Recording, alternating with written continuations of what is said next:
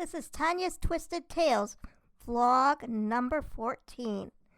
This vlog will focus on the COVID vaccine and how one of the most fragile populations has been forgotten.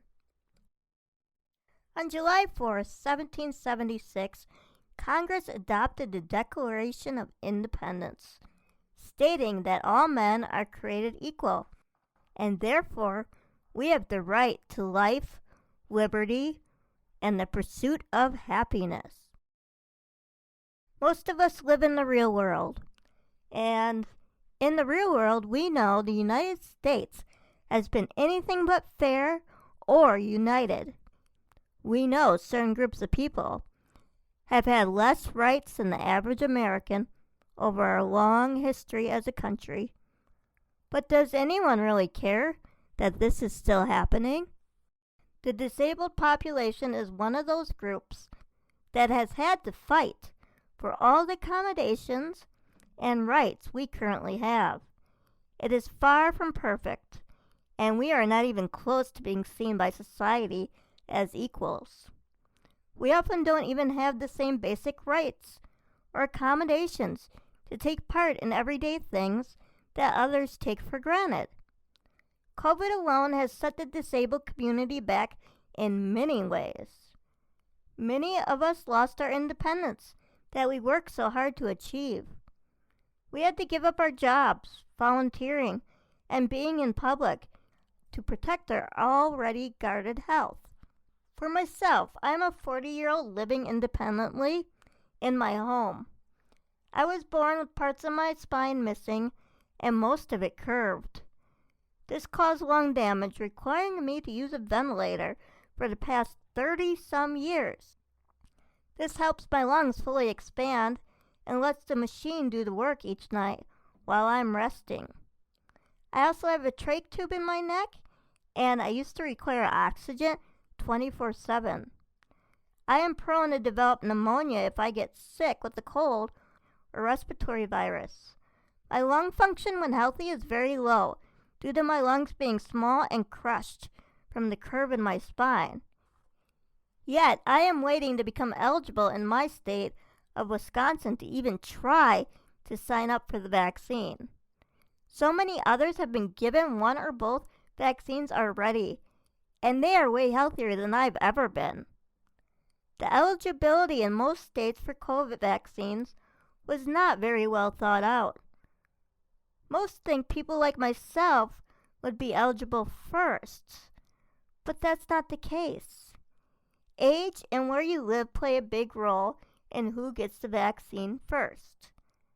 Thankfully, I don't have to live in a nursing home or assisted living. It is not unusual for most people on ventilators now to live at home. It is too expensive to provide 24/7 hands-on skilled nursing care to people on ventilators in a facility, so most places can't or won't take us. That is one reason the most vulnerable populations are living at home. But that does not mean we don't need the vaccine and quickly.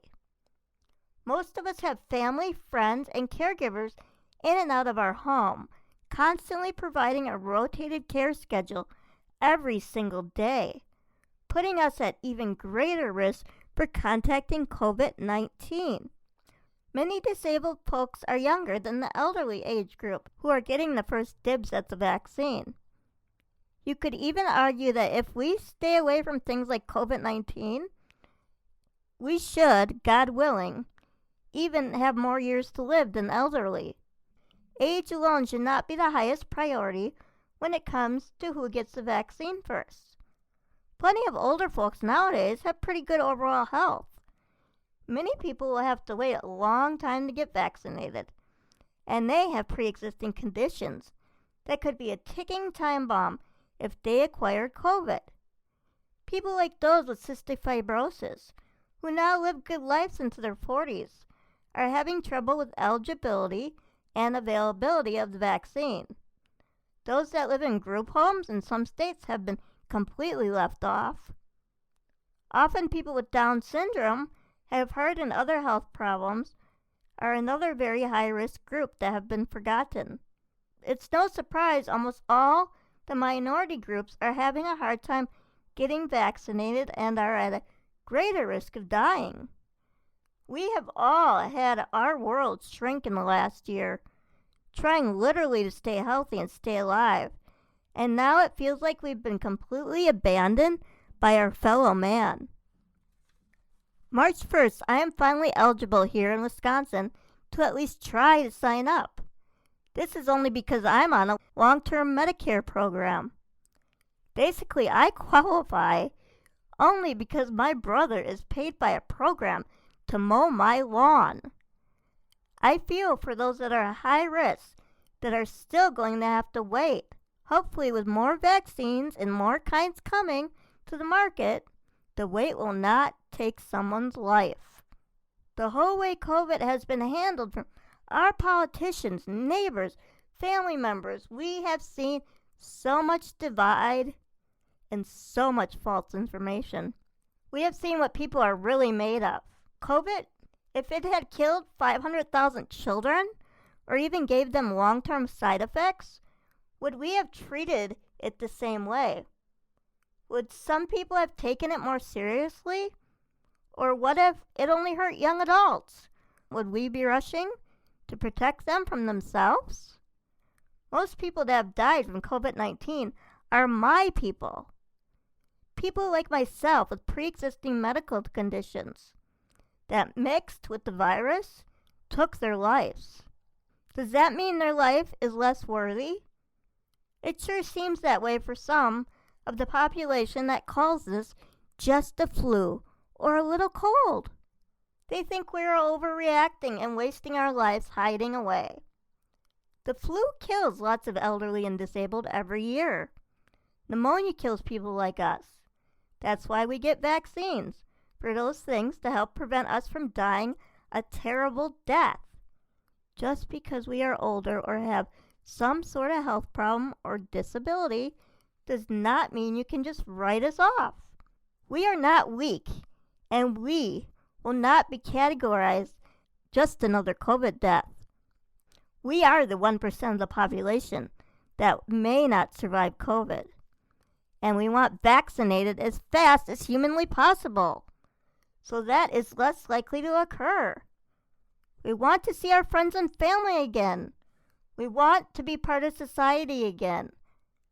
I, for one, am scared not so much of dying, but of suffering from COVID.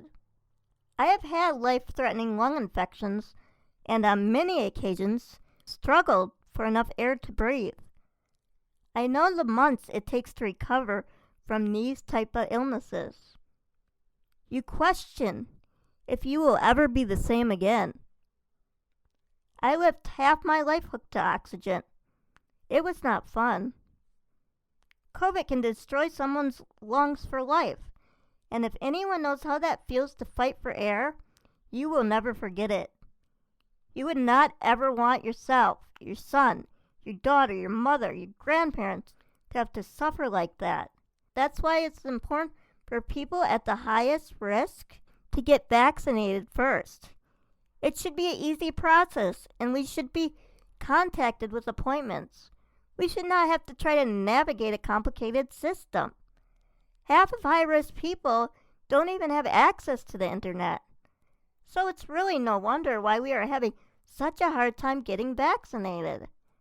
I wish the people that made the rules would consult with people that they intended to help. You can't serve people unless you know what their actual needs are. Robert M. Hensel once said, "There is no greater disability in society than the inability to see a person as more." I could not agree more, Robert. I am not just the 1%. I am human and my life matters. This is Tanya's Twisted Tales, vlog number 14, on pre-existing conditions and COVID vaccine eligibility. Don't forget to subscribe, like, share, or tell a friend. We can all learn from each other.